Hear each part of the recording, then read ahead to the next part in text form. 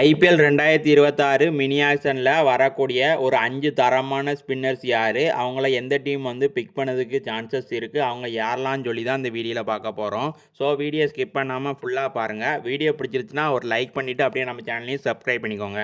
First வந்து பார்த்தீங்கன்னா ராகுல் சகார் தாங்க. டோட்டலாக ஐபிஎல்லில் 79 மேட்ச் விளாண்டுருக்காரு. அதில் 75 விக்கெட் எடுத்திருக்காரு. எக்கனாமிக் பார்த்தீங்கன்னா 7.76. ஃபஸ்ட்டு ஆர்பிஎஸ்க்கு தாங்க விளையாண்டாரு.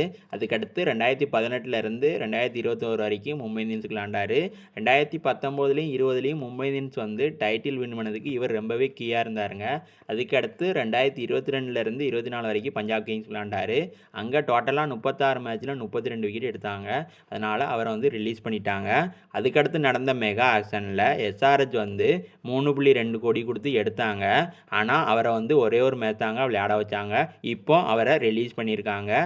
இவரை வந்து ராஜஸ்தானும் லக்னோவும் டார்கெட் பண்ணதுக்கு நிறையவே வாய்ப்பு இருக்குங்க. செகண்ட் வந்து பார்த்தீங்கன்னா ரவி பிஷ்னாய் தான். ஐபிஎல்லில் டோட்டலாக 77 மேட்ச் விளாண்டுருக்காரு. அதில் 72 விக்கெட் எடுத்திருக்காரு. எக்கனாமிக் பார்த்தீங்கன்னா 8.22.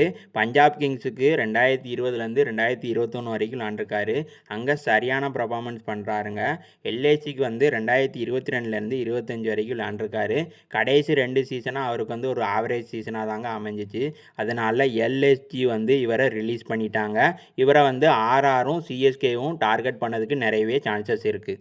மூணாவது வந்து யாருன்னு பார்த்தீங்கன்னா ஆடன் சாம்பா. டோட்டலாக 22 மேட்ச் விளாண்டுருக்காரு ஐபிஎல்லில். அதில் 31 விக்கெட் எடுத்திருக்காருங்க. எக்கனாமிக் பார்த்தீங்கன்னா 8.38. ஐபிஎல்லில் வந்து குறையா மேட்ச் தாங்க ப்ளே பண்ணியிருக்காரு.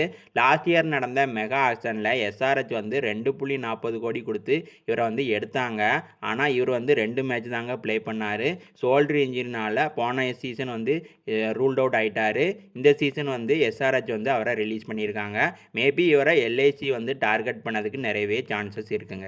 நாலாவது யாருன்னு பார்த்தீங்கன்னா அசரங்கா தான். டோட்டலாக 37 மேட்ச் விளாண்டுருக்காரு ஐபிஎல்லில். அதில் 46 விக்கெட் எடுத்திருக்காரு. லாஸ்ட் இயர் நடந்த மெகா ஆக்ஷனில் 5.25 கோடி கொடுத்து ராஜஸ்தான் ராயல்ஸ் வந்து இவரை எடுத்தாங்க. இந்த சீசன் வந்து 11 விக்கெட் தாங்க எடுத்திருந்தார். அதனால் இந்த சீசனை அவரை வந்து ரிலீஸ் பண்ணியிருக்காங்க. மேபி இவரை சிஎஸ்கே வந்து டார்கெட் பண்ணதுக்கு நிறையவே சான்சஸ் இருக்குது. அஞ்சாவது வந்து யாருன்னு பார்த்தீங்கன்னா தீசனா தான். டோட்டலாக 38 மேட்ச் விளாண்டுருக்காரு ஐபிஎல்லில். அதில் 36 விக்கெட் எடுத்திருக்காருங்க. சிஎஸ்கேக்காக 2022 24 வரைக்கும் ப்ளே பண்ணார். 2023 சிஎஸ்கே வந்து டைட்டில் வின் பண்ண சீசன் வந்து இவர் ரொம்பவே கீ பிளேயராக இருந்தாருங்க. இப்போ லாஸ்ட் இயர் நடந்த மெகா ஆக்ஷனில் ராஜஸ்தான் ராயல்ஸ் வந்து 4.4 கோடி கொடுத்து இவரை வந்து ஆக்ஷனில் எடுத்தாங்க. ஆனால் இவர் வந்து அந்த சீசனில் 11 விக்கெட் தாங்க எடுத்தார்.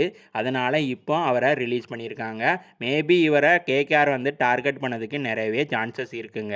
வீடியோ பிடிச்சிருந்துச்சுன்னா ஒரு லைக் பண்ணிவிட்டு மறக்காமல் நம்ம சேனலை கொஞ்சம் சப்ஸ்கிரைப் பண்ணிக்கோங்க.